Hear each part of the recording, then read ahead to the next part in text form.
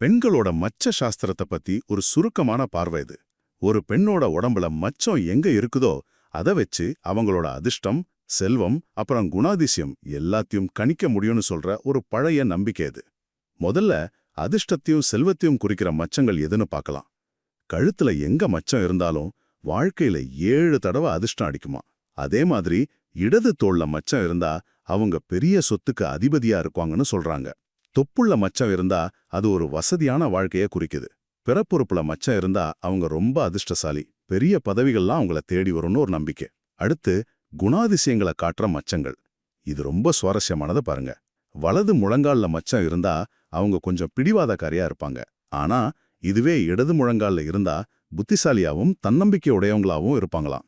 முதுகோட கண்ணுக்கு தெரியாத இடத்துல மச்சம் இருந்தா அவங்க ரொம்ப தைரியசாலியாவும் ஆரோக்கியமாவும் இருப்பாங்களாம். இறுதியா வாழ்க்கை மற்றும் உறவுகளை பாதிக்கிற மச்சங்கள்.